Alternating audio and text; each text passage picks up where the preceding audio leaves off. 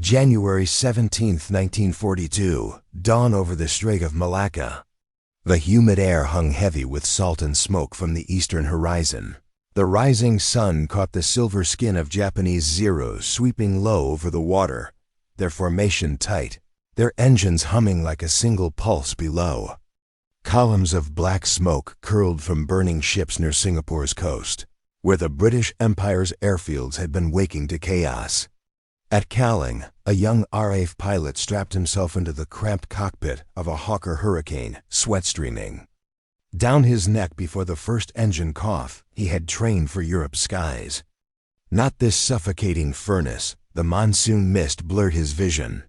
The roar of machine guns drew nearer. He looked up. The Zeros were already above him, turning with impossible grace. Within minutes, the first air duels of the Far East erupted. Machine guns flashed across the dawn. The Empire's pride meeting Japan's precision. It was the moment Britain's air war in Asia truly began, and the world would soon forget how fierce it became.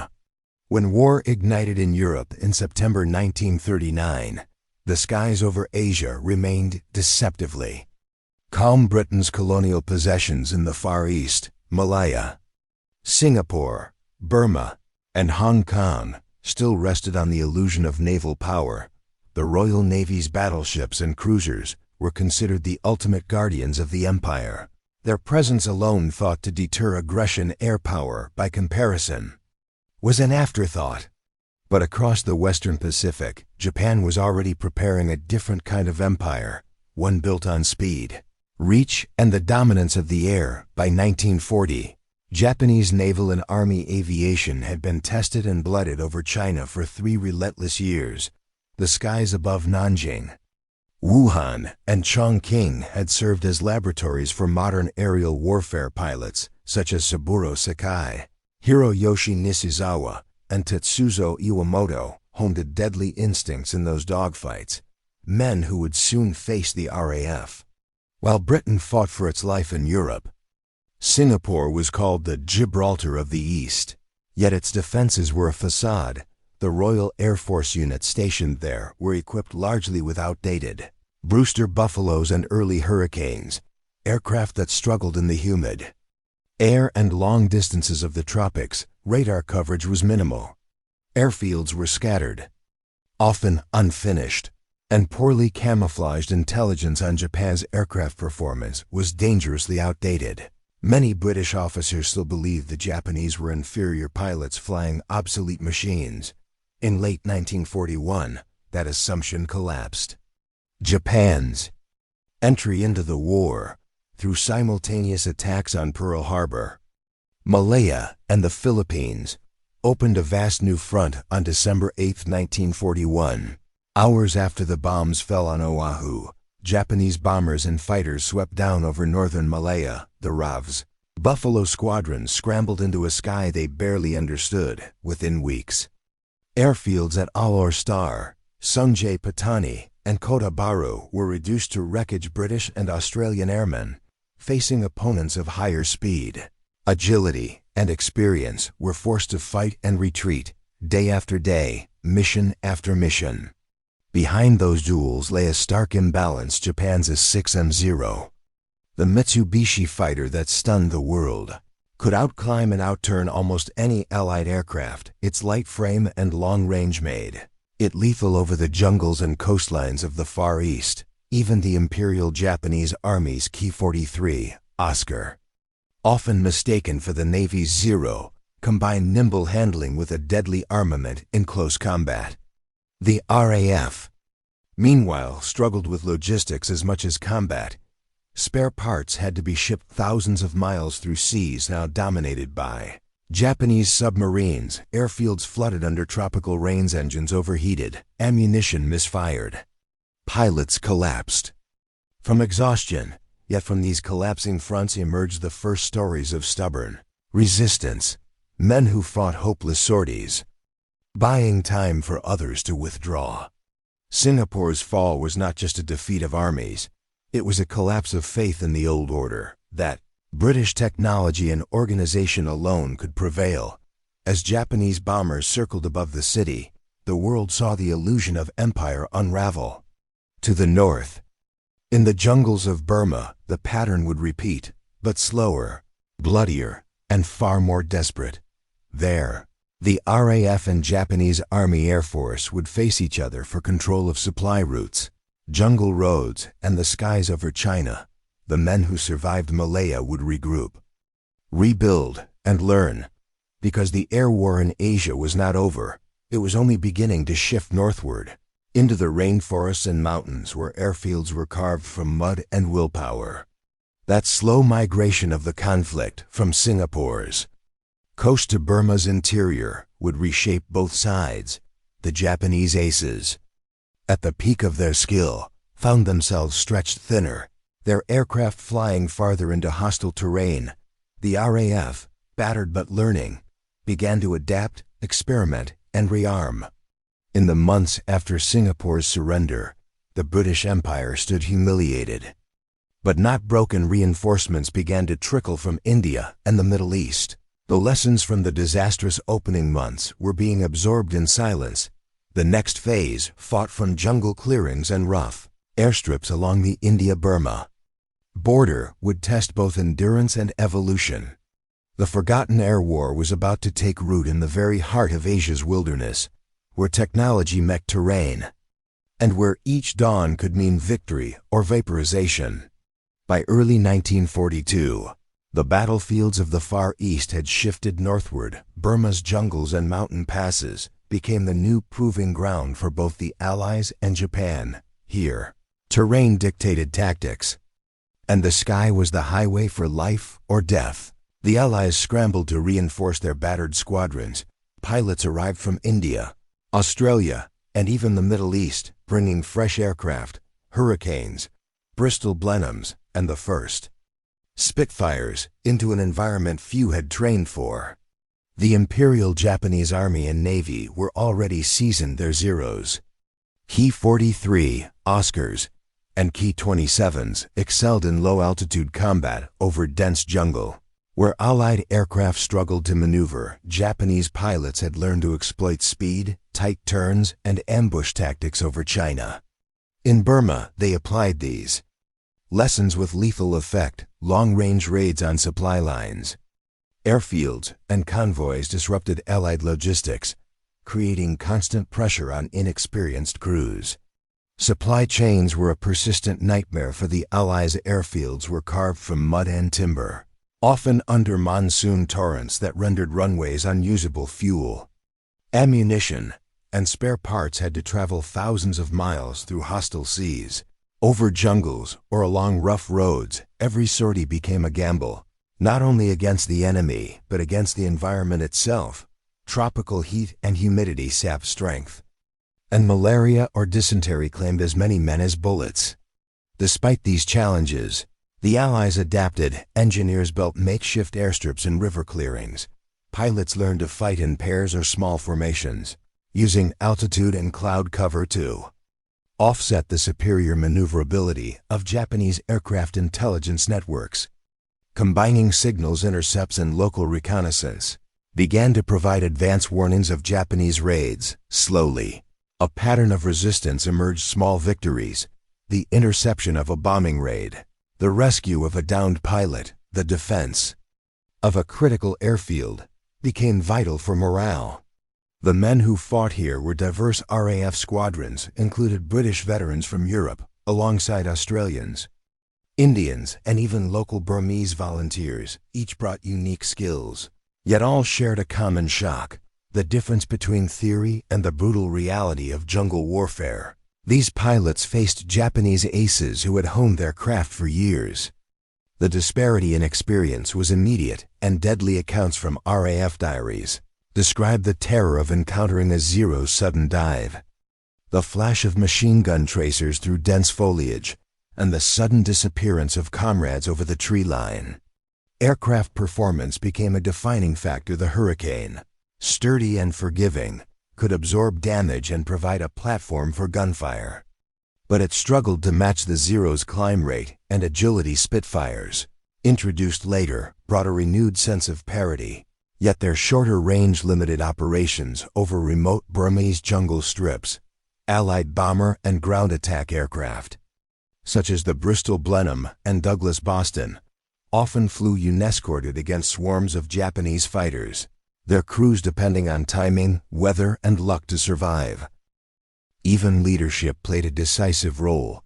Commanders such as Air Chief Marshal Sir Robert Brooke Popham and later Air Vice Marshal Sir Richard Pearce faced impossible choices, defending scattered airfields, prioritizing limited aircraft, and keeping pilots alive in a war zone unlike any in Europe. Japanese commanders, meanwhile, coordinated tightly between Army and Navy air units, exploiting the Allies' lack of communication and logistical flexibility in both camps. The effectiveness of leadership often meant the difference between survival and annihilation. By mid-1942, the northern reaches of Burma and India were the stage for a slow, grinding air war, a stark contrast to the rapid Japanese advance through Malaya. Dogfights now occurred over hills, river valleys, and forests, and the monsoon season added a layer of unpredictability every day. The skies told a story.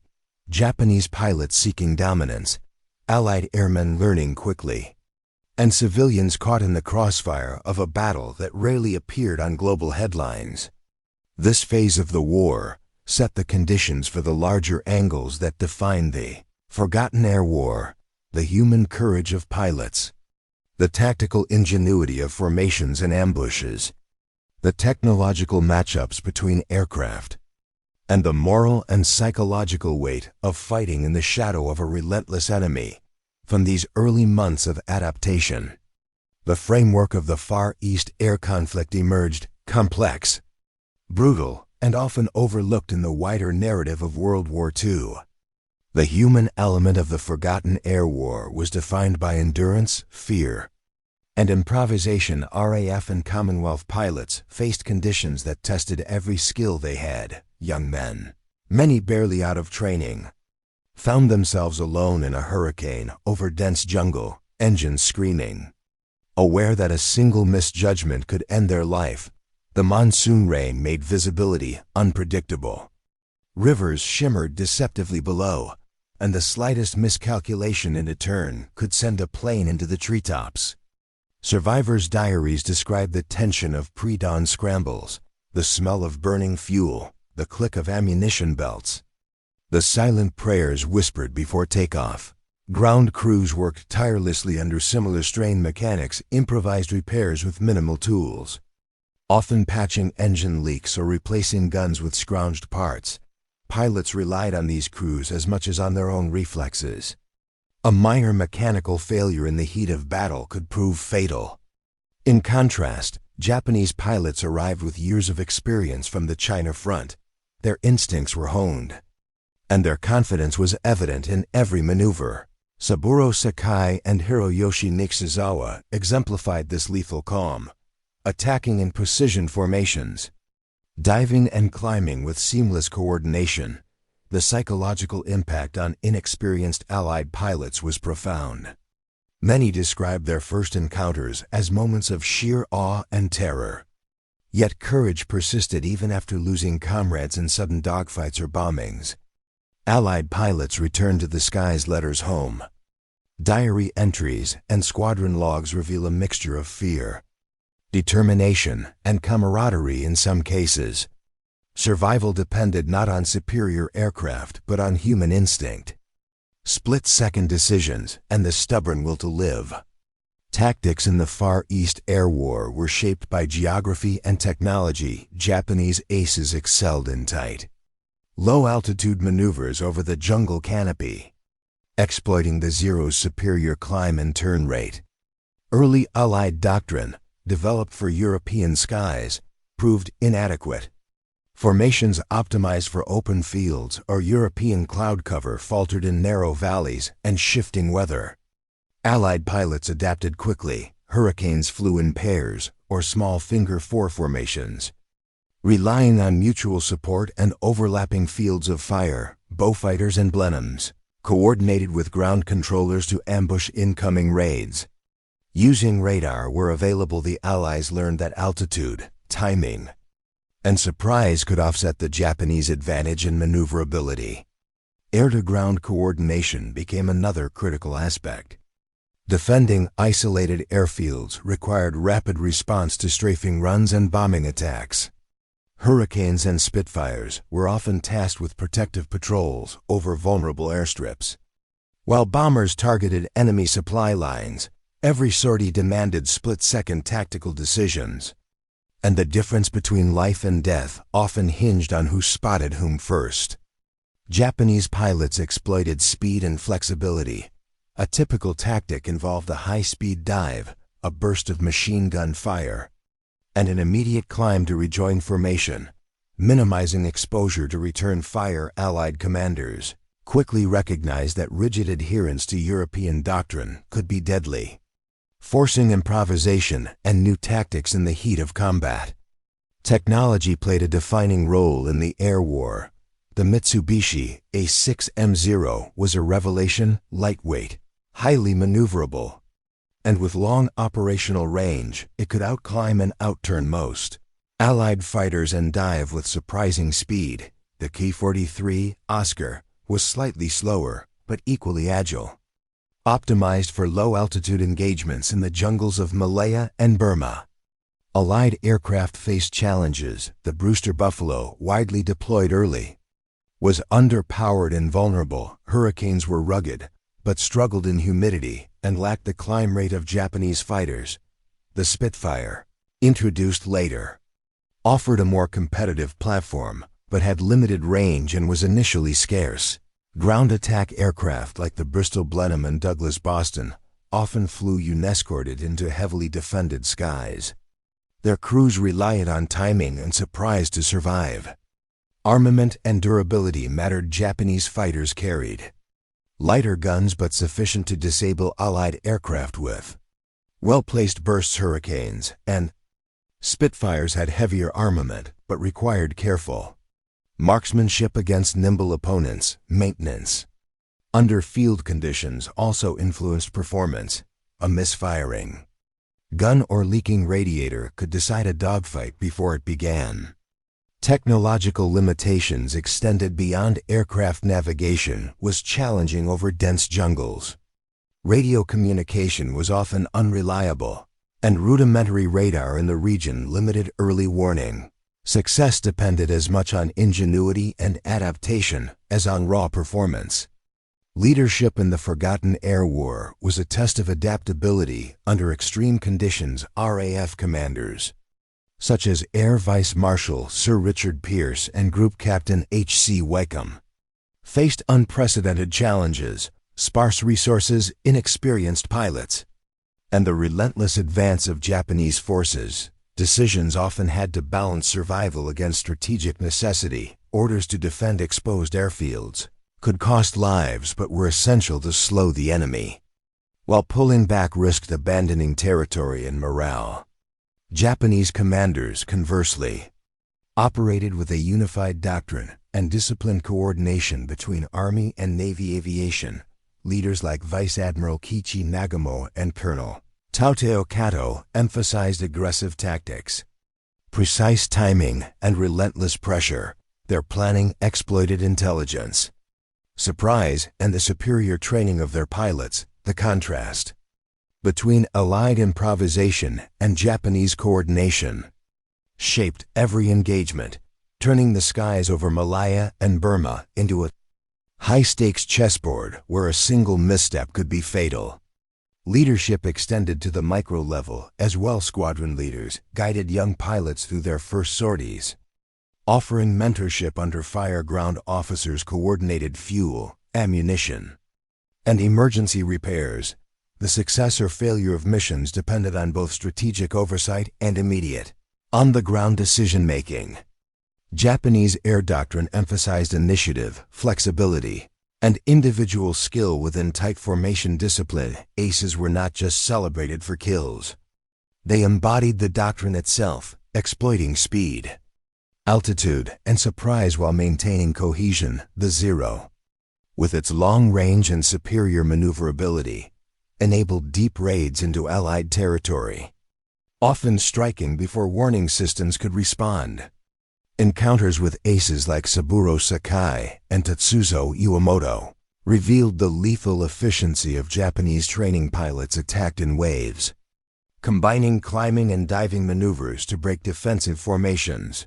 Their coordination allowed rapid adaptation mid-combat, while their intimate knowledge of aircraft limits maximized both offensive and defensive effectiveness. Allied pilots quickly learned that raw courage was insufficient.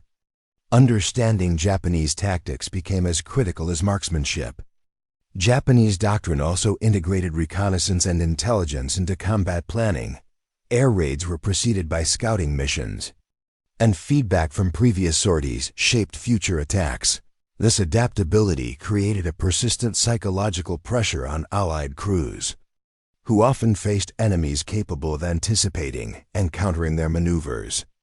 The air war over Southeast Asia carried profound moral and social consequences. Bombing raids, strafing runs, and the destruction of infrastructure displaced thousands of civilians, blurring the line between combatants and non-combatants.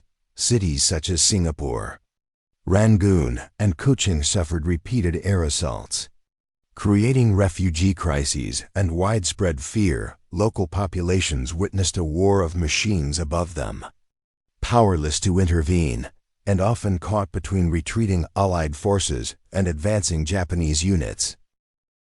Colonial troops, Indian, Australian, and African contingents faced additional challenges while their service was crucial. They were sometimes undervalued by colonial command structures. These men fought with limited resources, often under harsh environmental conditions. Yet their contributions were decisive in sustaining. The Air Defense Network memoirs describe both camaraderie and the profound psychological weight of knowing one was fighting not only an enemy but the inequities of a colonial system. Propaganda amplified the stakes. Both sides portrayed air superiority as a symbol of moral and technological supremacy. Japan's radio broadcasts celebrated victories and aces, projecting an image of invincibility. The Allies emphasized resilience and the heroism of pilots and ground crews. Seeking to bolster morale in the face of repeated setbacks, civilians absorbed these messages, shaping perceptions of the war long after the battlefields had shifted. The turning point of the forgotten air war began not with a single battle, but with a series of desperate engagements. In early 1942, Singapore had fallen on February 5-10th, leaving the Allied forces reeling. But the struggle in the skies over Malaya, Sumatra, and northern Burma continued with relentless intensity. Japanese fighters, now at the peak of their confidence, pressed their advantage with near-perfect coordination, exploiting the weaknesses in Allied formations and the limitations of aircraft like the Brewster Buffalo.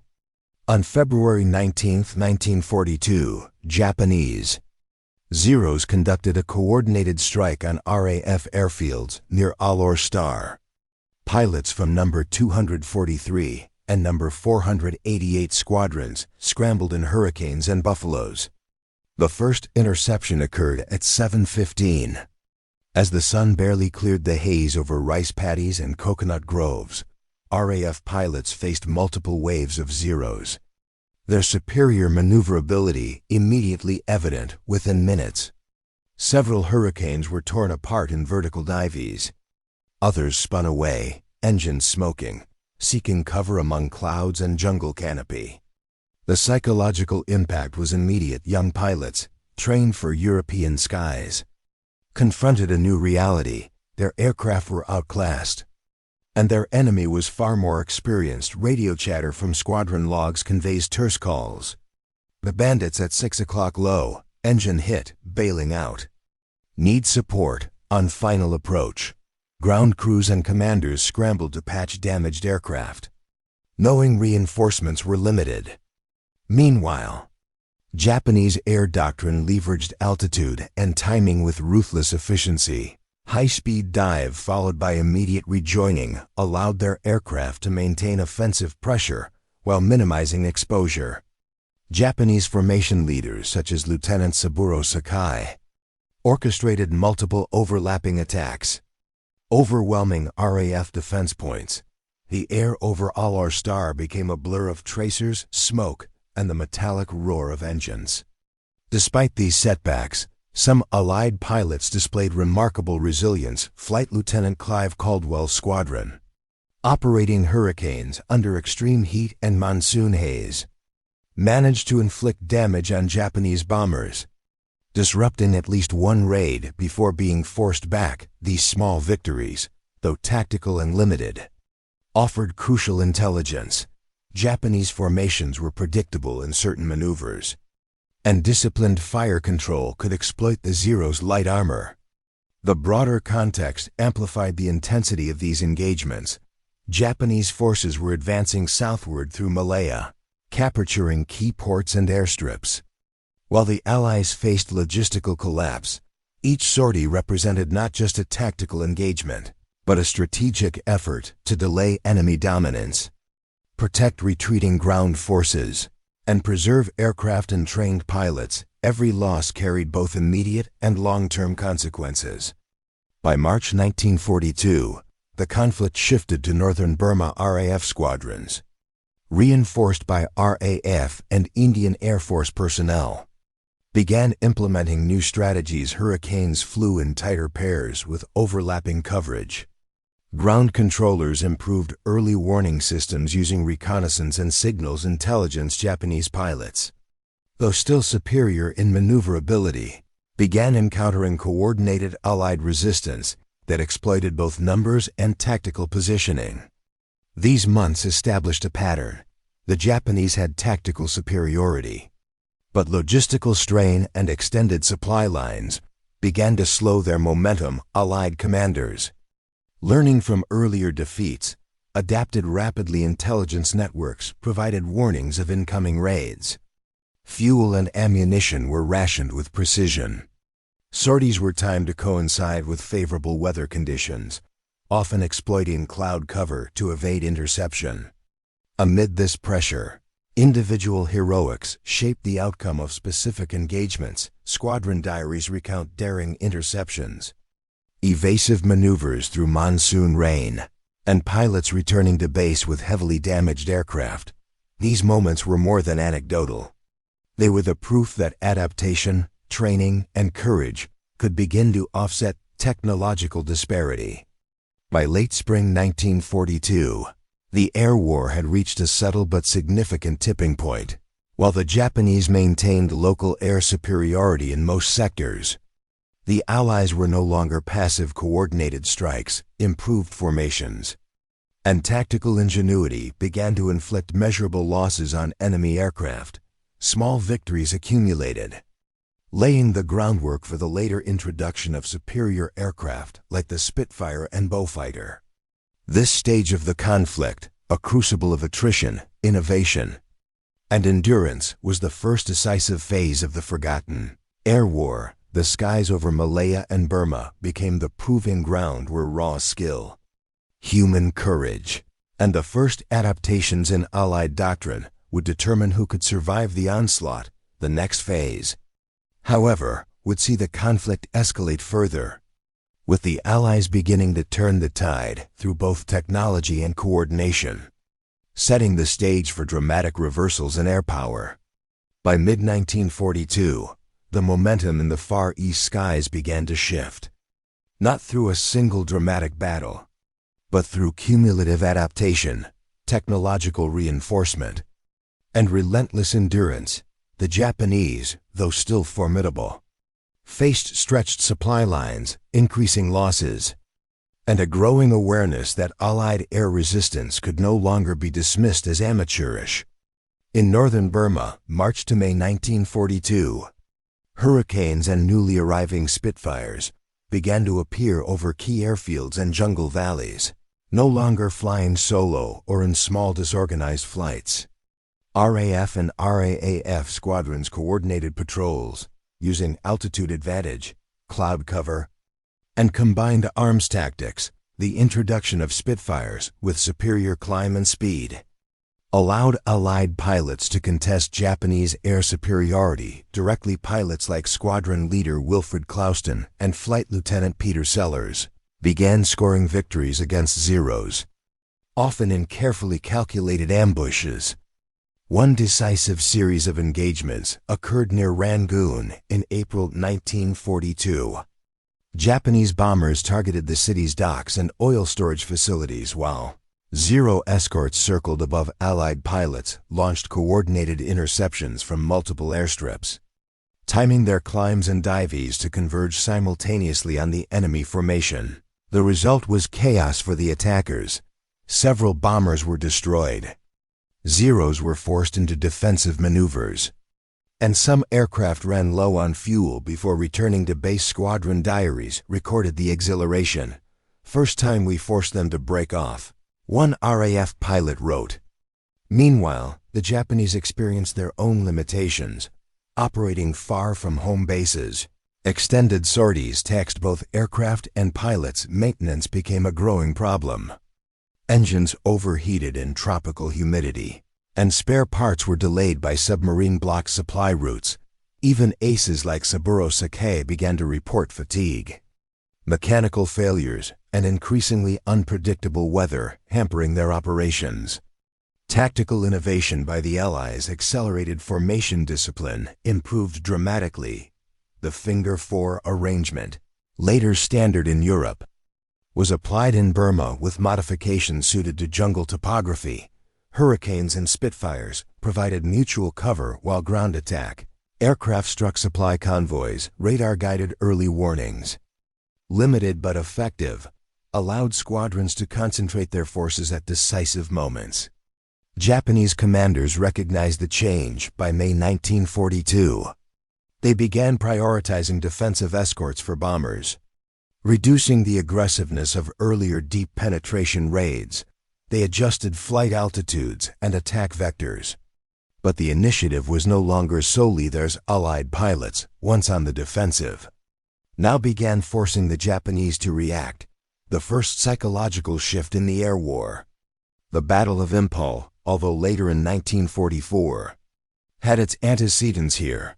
These early engagements tested the limits of tropical warfare, fuel management, navigation over dense forest, and survival in hostile terrain. Pilots learned to read wind patterns through jungle valleys, anticipate thermals, and use cloud cover as both shield and weapon. Each sortie became a laboratory for tactics that would later be decisive. By June 1942, the cumulative effect of Allied adaptation, improved aircraft, and tactical learning began to tell. Japanese air raids became less devastating. While Allied defensive sorties increased in effectiveness, losses on both sides mounted. But the balance of morale was subtly shifting. Pilots who had fled Malaya and Singapore now found renewed confidence in their machines, formations, and strategies. The human factor remained decisive. Experienced aces and veteran ground crews mentored new arrivals. Even local volunteers and colonial personnel contributed critical reconnaissance, communications, and maintenance support. These combined efforts amplified the Allies' operational capacity. Japanese pilots, despite extraordinary skill, could not indefinitely maintain superiority against an opponent that was learning, adapting, and striking back with increasing coordination. By the end of this phase, the stage was set for the eventual restoration of air parity. Allied pilots had survived, adapted, and even begun to claim victories that reverberated through the command structures on both sides. Technology, tactics, and human resilience converged, producing the conditions for a strategic turning point. While Japan retained local air superiority in select sectors, it no longer enjoyed the unchallenged dominance that had characterized the opening months of the war. The immediate aftermath of the early air battles in Malaya and northern Burma left both sides reckoning with staggering losses and profound operational consequences for the Allies. The rapid Japanese advance through Malaya and the fall of Singapore in February 1942 had been catastrophic. The RAF had lost hundreds of aircraft, many destroyed on the ground or in the air, and experienced pilots had either been killed, captured, or forced to retreat into India. Airfields lay in ruins. Supply chains were shattered and morale had plummeted.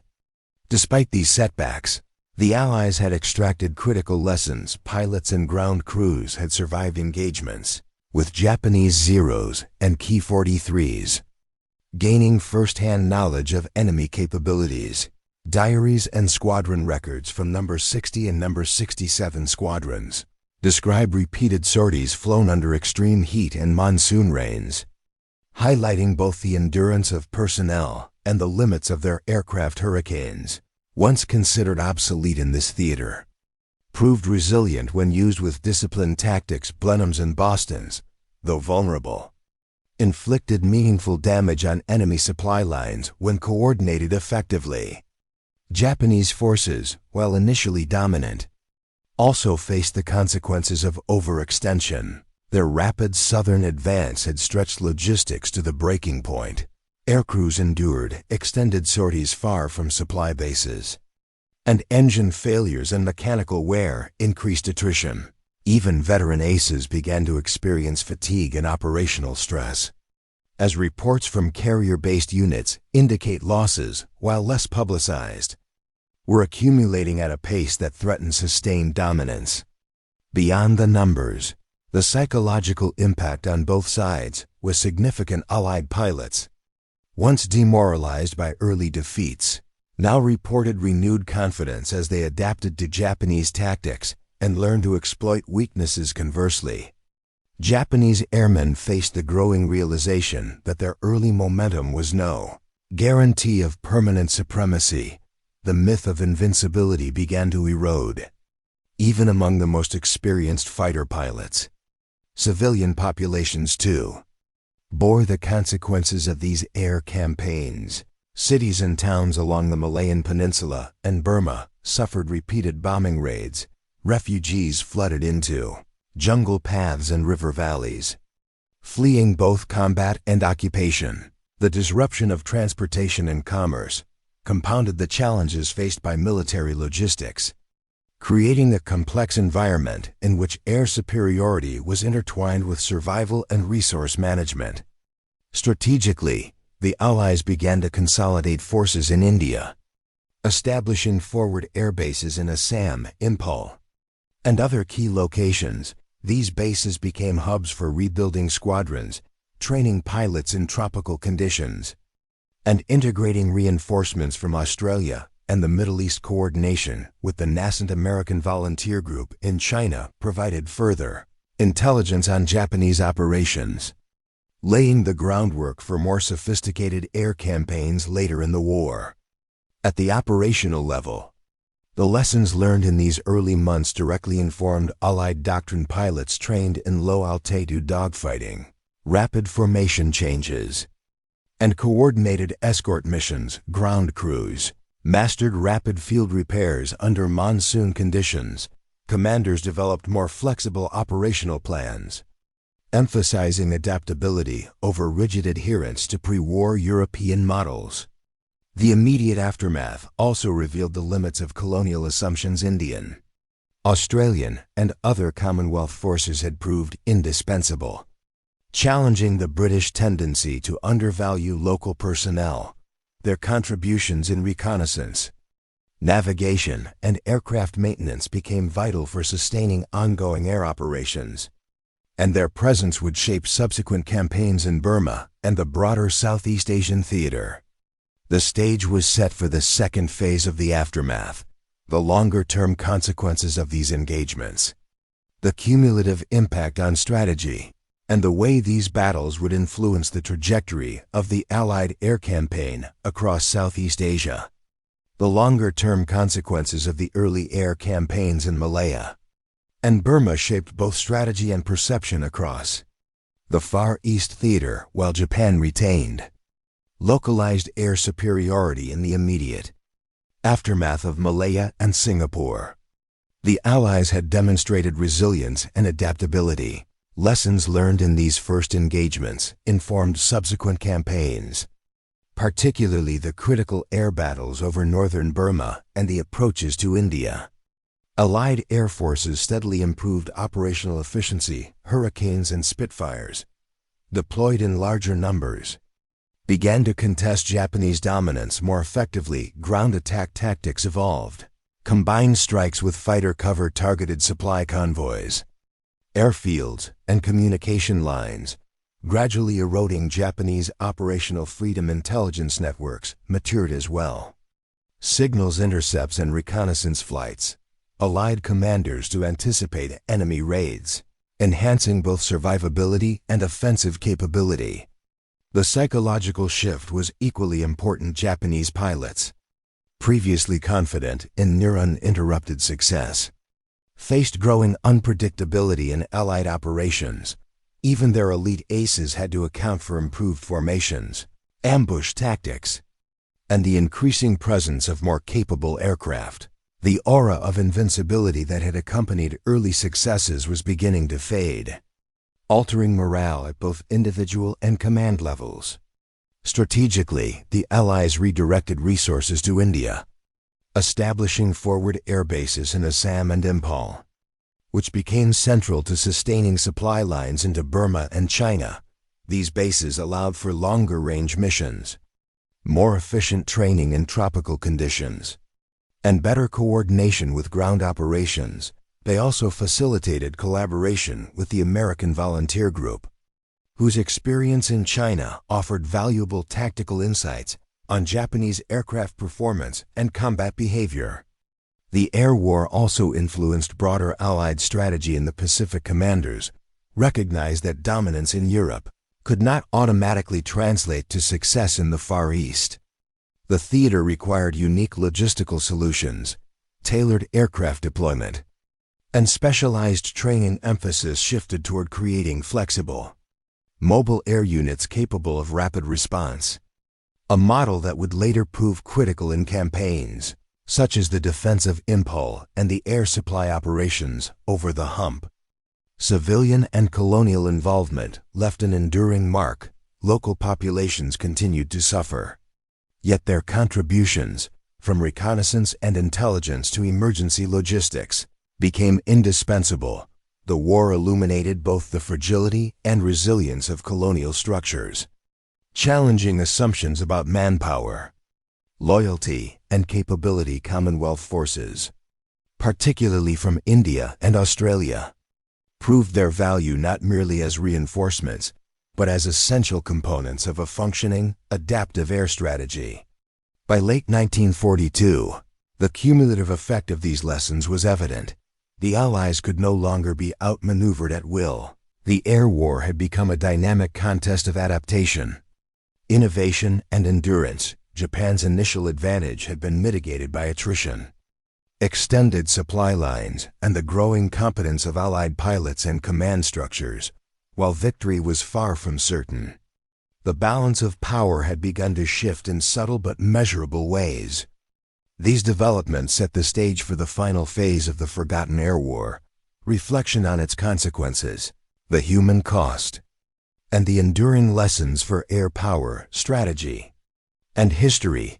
The skies over Southeast Asia had become a proving ground for the evolution of modern air warfare, and the legacy of these engagements would resonate long after the last dogfight had ended. The forgotten air war in Southeast Asia was more than a series of dogfights over jungle and river valleys.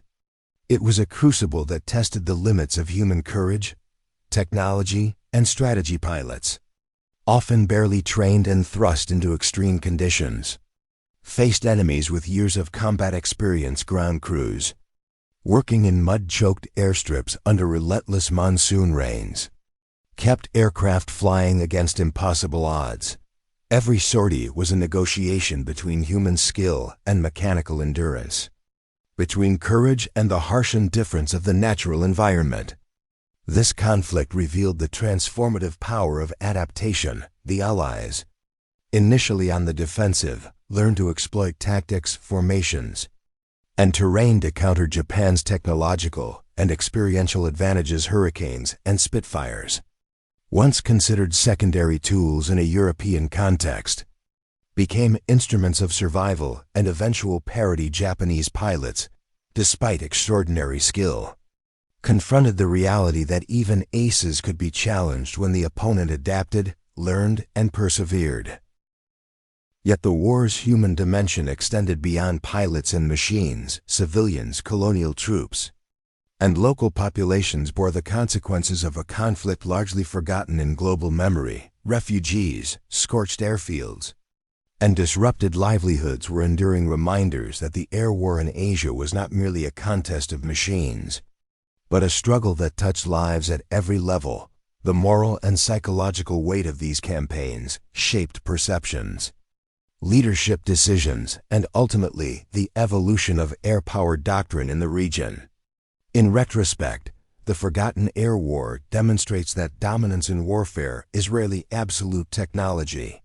Courage, leadership, and adaptability intertwine in complex ways, producing outcomes that defy simple prediction. The lessons of these skies, the necessity of preparation, the resilience of human spirit, and the relentless interplay between strategy and environment resonate far beyond the jungles of Malaya and Burma.